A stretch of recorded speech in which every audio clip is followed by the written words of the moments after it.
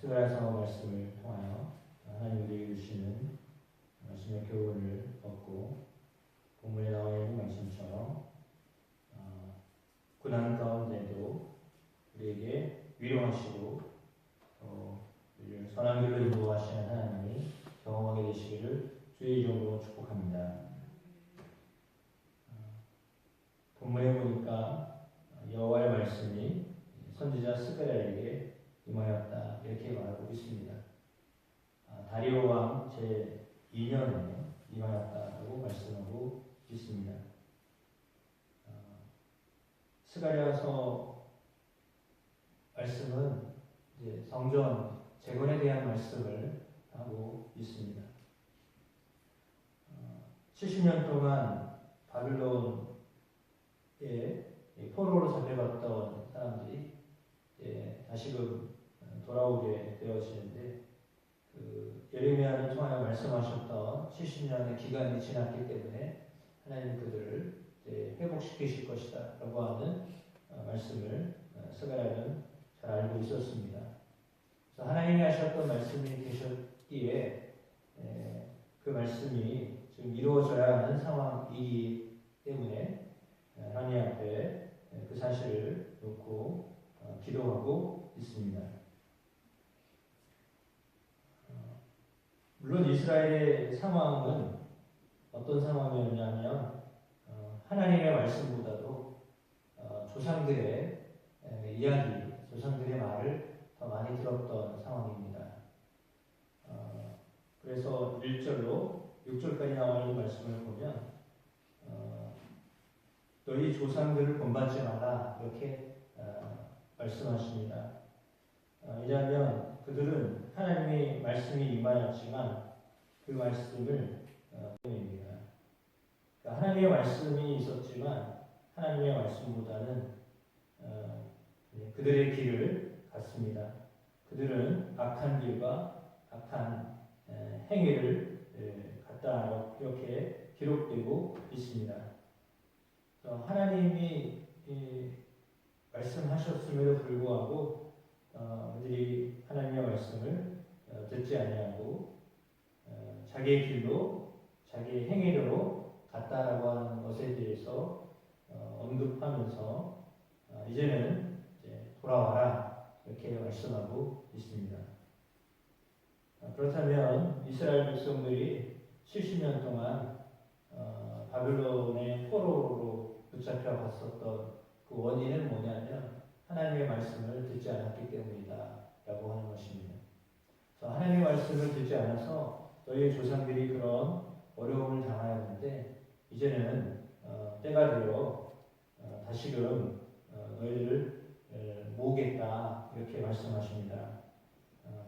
그래서 그 말씀을 지금 스가랴를 통하여서 하고 계신데요.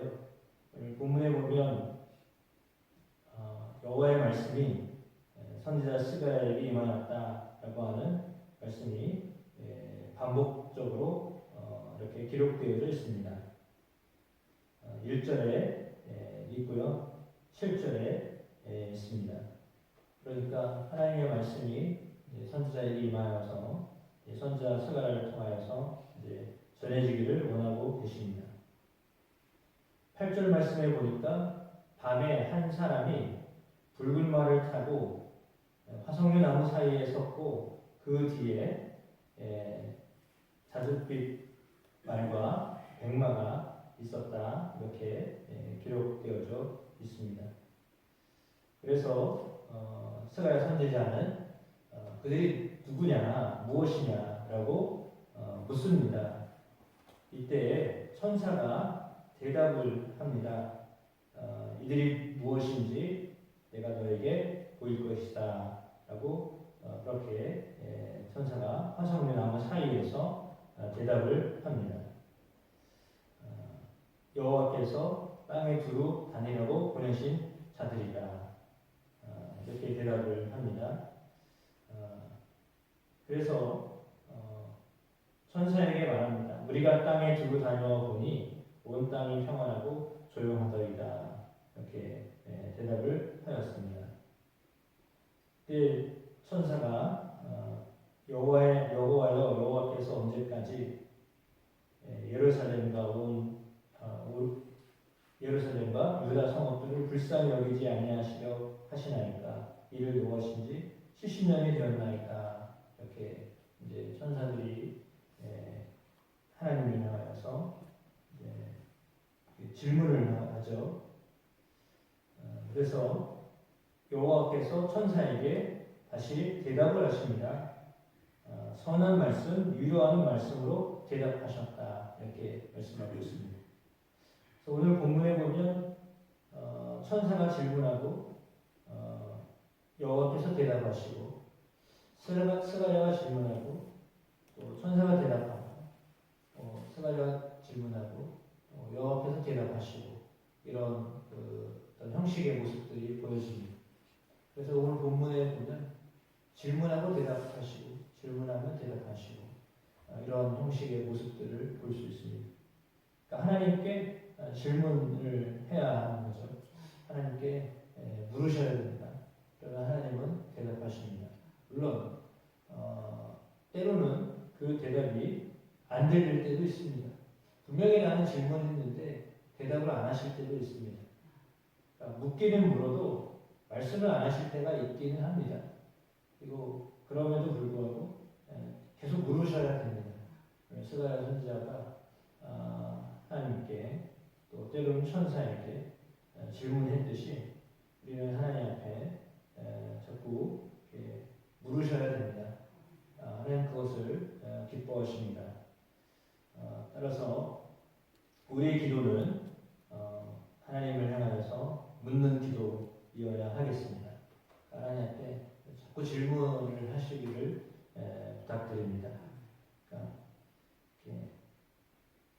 그럼 어떤 질문이었을까라고 하였을 때 15절에 보니까 아니가 여러 나라들 때문에 심히 진노하니 나는 조금 노하였거든 사건을 그들은 힘을 내어 고난을 더하였습니다. 라고 했습니다.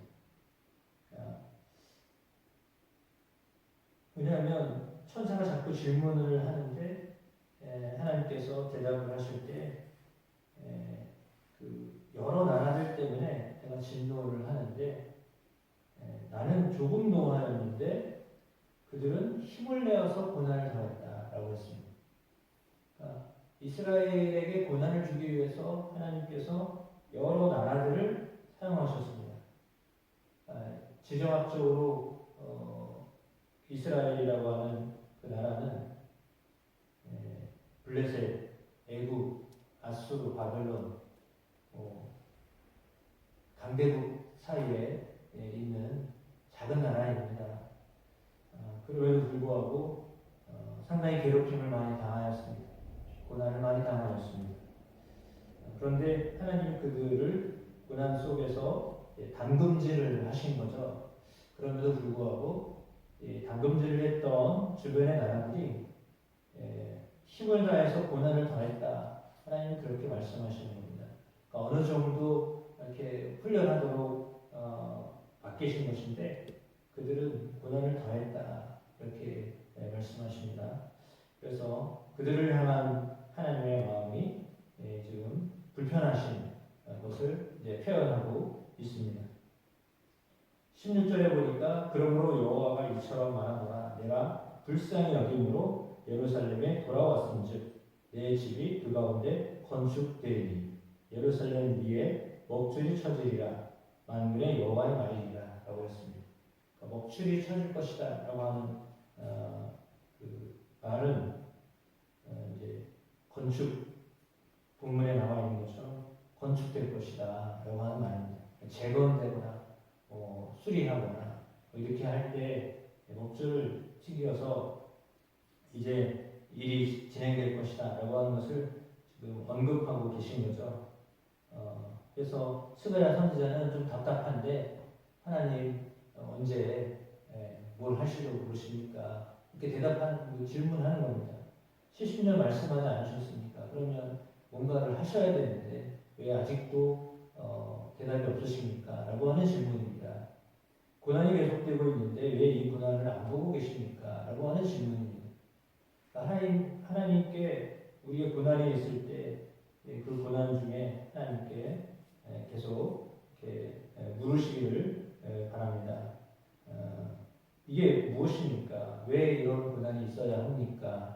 질문을 던지셔야 됩니다. 그것이 잘못된 것이 아니기 때문에요. 자꾸 물으시면 하나님이 그것에 대하여서 우리에게 말씀하십니다. 그래서 좀 이렇게 더 알기를 원했던 스가랴 선지자가 하나님 앞에 이렇게 구하였을 때 하나님 말씀하시기를 다시 풍부할 것이다. 다시 내가 저들을 택할 것이다. 라고 하는 말씀을 하십니다. 회복하겠다. 라고 하는 하나님의 말씀이 스가랴 선지자에게 임하는 모습이 오늘 1장에 나와 있는 말씀입니다. 그래서 18절에서 21절에 보면 4개의 뿔이 보였다라고 했고요. 그리고 그 뿔을 대장장이가 와서 그 뿔들을 이렇게 다 떨어뜨리려 한다라고 하는 말이 나와 있습니다. 그러니까 사방의 나라를 대표적으로 이야기한 것인데 그 나라들이 이스라엘을 괴롭혔잖아요. 그래서 그 나라들을 괴롭혔던 것에 비해서 하나님께서 대장장이 4명을 불러서 그들을 이제 망치로 두들기는 어떤 그런 모습을 이제 상징적으로 말씀하십니다. 그들을 손을 보겠다라고 하시는 하나님의 말씀이죠. 그래서 오늘 본문에 나와 있는 것처럼 그들을 늘 속에 이렇게 망치 들고 그들의 뿔을 떨어뜨리는 그런 일을 하겠다라고 말씀하시면서 그 일이 이제 하나님으로부터 시작될 것이다 라고 하는 말이 이제 스가랴 선지자에게 임하고 있습니다. 물론 이 말씀이 임하는 당시까지도 참 어렵고 아직도 그들이 예루살렘에 귀환을 했지만 제대로 성전 건축이 되지 않은 상황이었기 때문에 그 일로 인하여서 답답하고 고난이 계속 되어졌기 때문에 안타까운 마음에 하나님 앞에 계속 묻고 있었던 스가랴 선지자의 모습이 오늘 성경에 기록되어 있습니다. 하나님의 뜻이 속히 이루어지지 않는 것으로 인하여서 이렇게 스가랴 선지자와 같이 마음이 불편할 때 그 불편함을 하나님 앞에 질문을 통하여 토설할 수 있는 그런 기도를 드리는 것은 나쁜 기도가 아닙니다. 하나님 앞에 그런 마음을 토하시면 하나님이 말씀에 대해 그 마음에 대해서 말씀으로 우리에게 응답하여 주십니다.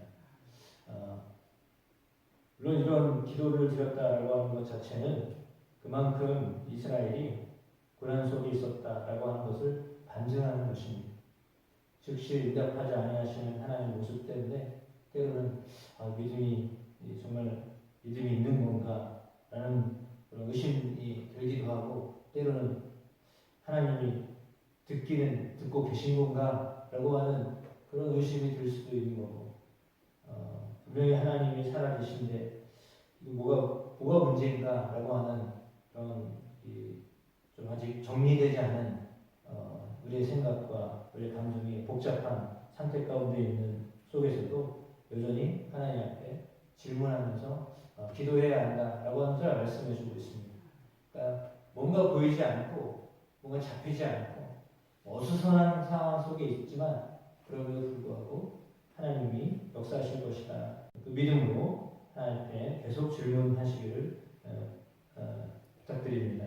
그러면 하나님은 대답하시면서 또 하나님의 일이 어떻게 진행될 것인지를 우리에게 알려주실 것입니다. 오늘 본문의 말씀이 우리에게도 위로가 되는 말씀, 선하게 이끄실 하나님을 기대하는 마음이 오늘 우리에게로 있게 되시기를 주의 이름으로 축복합니다. 하나님은 돌아오겠다. 그리고 내가 저들을 괴롭혔던 자들을 또 다른 방법으로 손을 모아서 회복시켜 주겠다라고 하는 말씀을 하고 있습니다. 그런 말씀, 그 귀한 말씀이 또 저와 여러분에게도 힘이 되시기를 주님의 이름으로 축복합니다. 기도하겠습니다.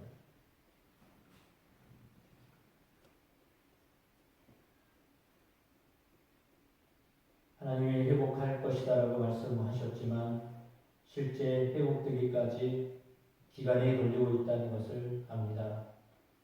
그러나 우리의 마음이 때로는 서운하고 때로는 불만스럽고 때로는 하나님이 과연 듣고 계신가?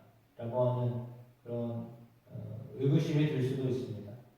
그때에도 여전히 오늘 스가랴 선지자와 같이 하나님께 계속 질문하며 하나님께 묻고 하나님의 대답을 또 기다리는 들을 수 있는 은혜가 우리에게도 주어지게 하여 주실 것을 믿습니다. 개개인에게 달려있는 문제들이 있습니다. 우리의 나라의 문제가 있습니다. 우리의 일터의 문제가 있습니다. 하나님 그것을 놓고 하나님 앞에 구합니다. 하나님 역사하실 것을 믿습니다. 하나님 선하게 역사하실 것을 믿습니다. 하나님 우리를 위로하시는 분이심을 믿습니다. 우리에게 대답하시는 하나님이심을 믿습니다. 그 하나님을 바라보며 오늘도 질문합니다. 하나님 앞에 구합니다. 하나님 스가랴에게 역사하셨던 것처럼 오늘 우리에게도 임하여 주시고 우리에게도 가르쳐 주시옵소서. 그래서 하나님이 우리 가운데 일하고 계심을 듣고 계심을 보고 계심을 알고 계심을 우리가 깨닫게 하옵소서. 예수 그리스도의 이름으로 기도드립니다. 아멘.